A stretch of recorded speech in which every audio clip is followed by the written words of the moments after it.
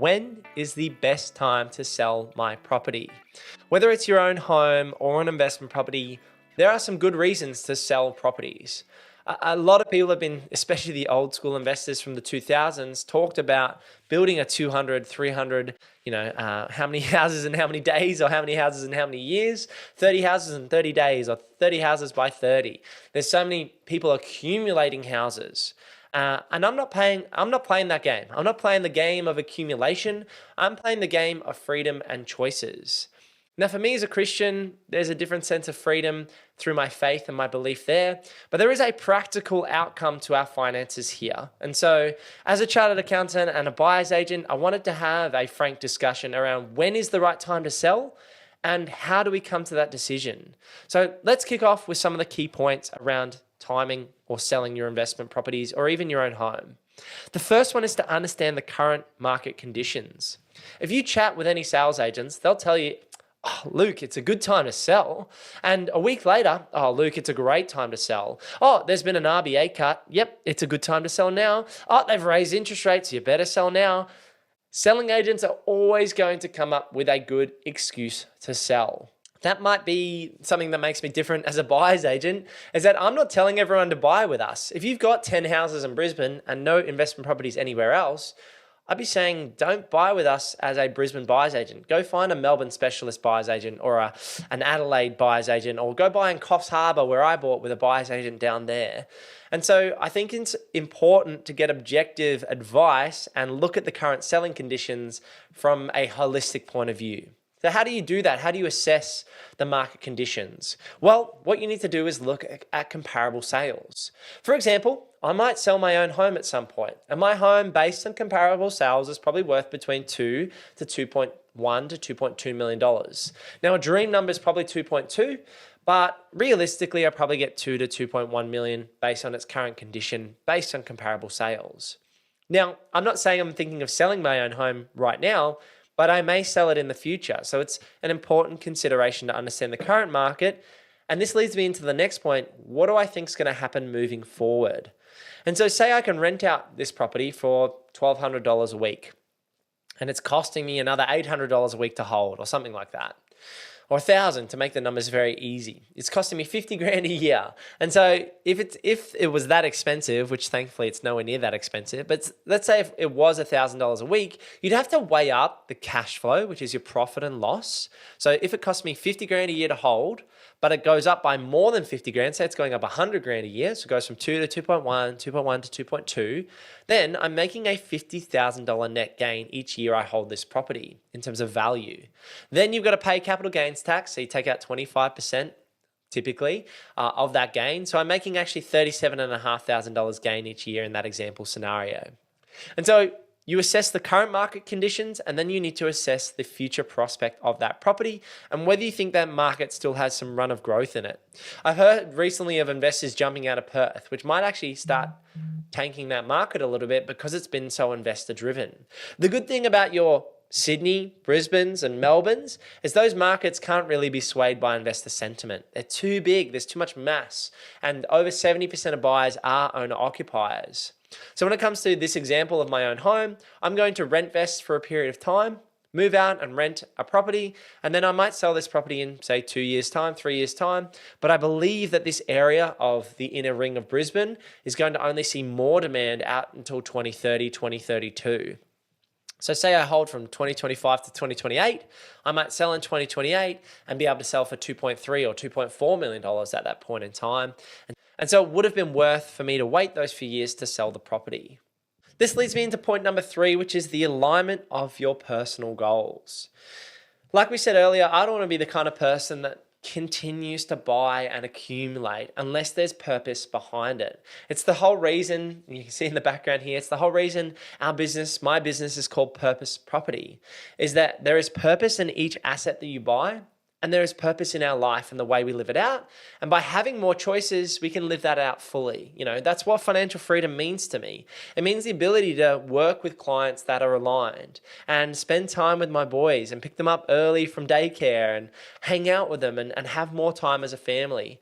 And I'm going to do more of that. I wouldn't be living true to my values if in 5 or 10 years' time, I'm not working a little bit less and spending more and more time with my boys. I don't want to be that person or that buyer's agent or that successful property investor that accumulates a $50 million portfolio but can't enjoy it. I'd rather have that $5 million portfolio that's free and clear or got minimal debt and is giving me more choices sooner rather than waiting for a bigger payday at a later date. Now, everyone's different. You might want to wait for your jackpot or your big payday, but that does mean you need to keep sacrificing in your current circumstance.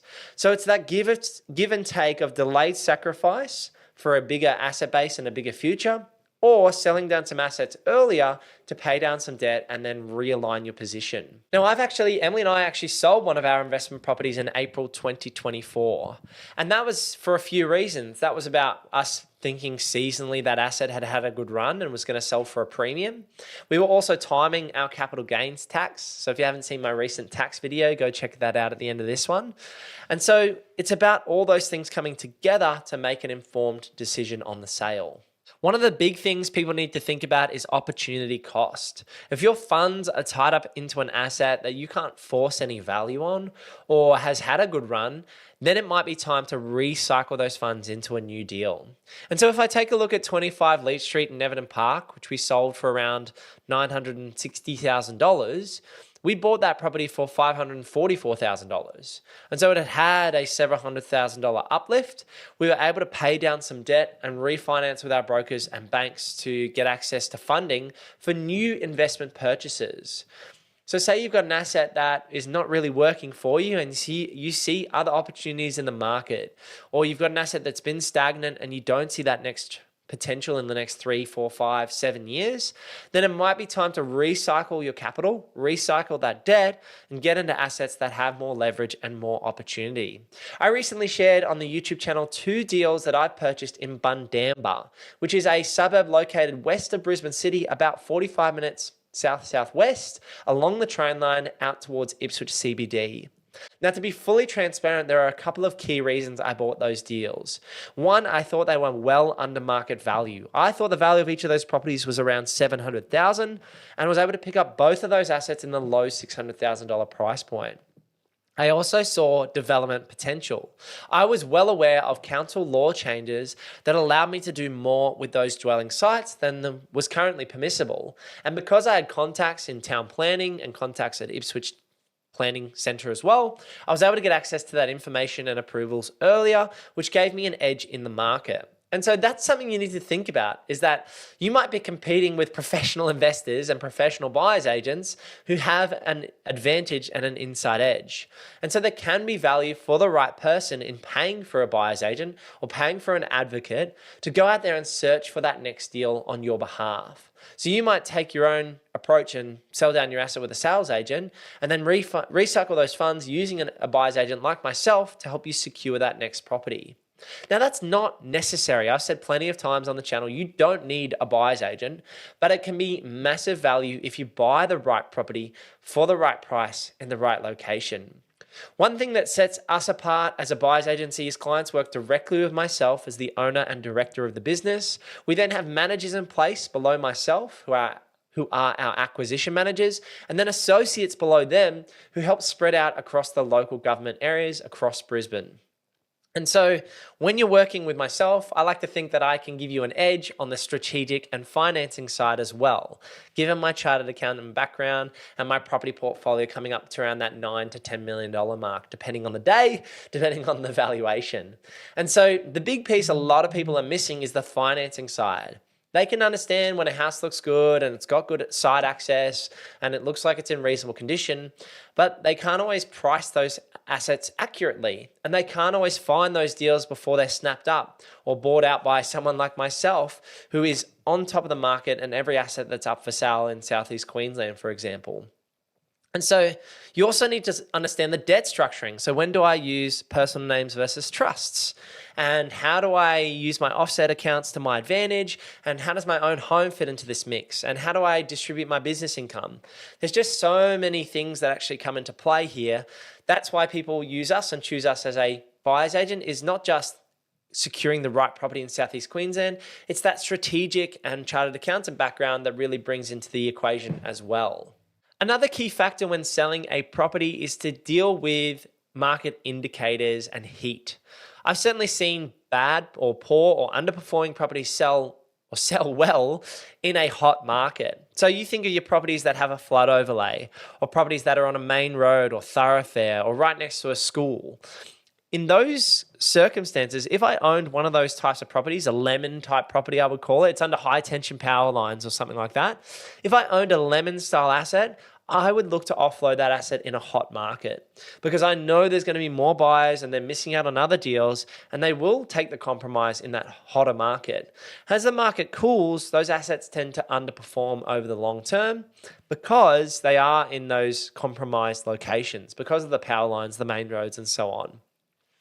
So that's something else to think about. If you do have a bit of a dud asset or something that's clearly wrong with that property, selling in a hot market can be advantageous. I think this is a really important discussion to have about when and how to sell your investment properties or your own home to keep working towards your personal investment goals. Like I said at the start of this video, property investment for me is not about more money per se. It's about using that money for more choices. Can I put a little bit more organic food on our table for me and the kids? Can I get a little bit more convenience in terms of some ready-made meals and having I have a few too many energy drinks now, looking after my boys and working out in the back gym.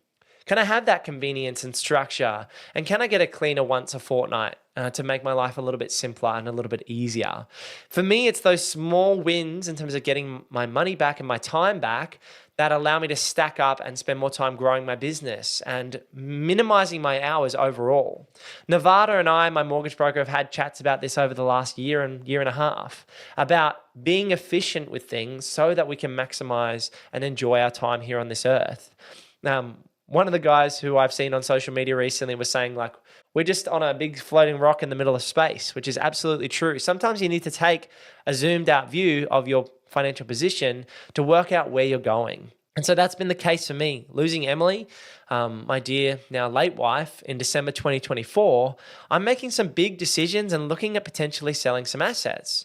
And so that's why I wanted to make this video, is because it's real for me. It's real that I'm going to downsize my lifestyle to improve actually my quality of life. I'm going to be going from a $2 million home to basically a $900,000 or $1 million home. But my life will improve because I'm going to be closer to my friends, my best mate, my family.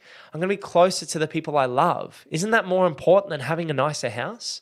I'm going to be able to drive my boys to school, which is 5 minutes away, and spend more time with them in the afternoons and knock off at work at 3:30.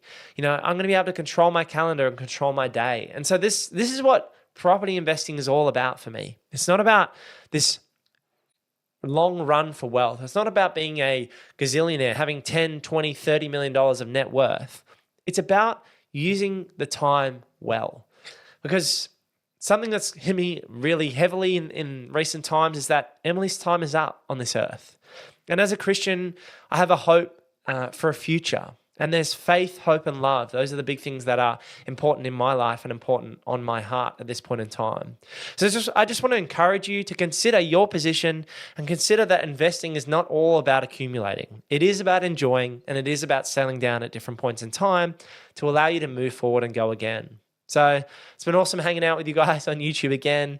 Make sure you like this video, subscribe to the channel, and give this video a click over here because YouTube thinks that's the one to watch. I'll see you in the next one. Peace.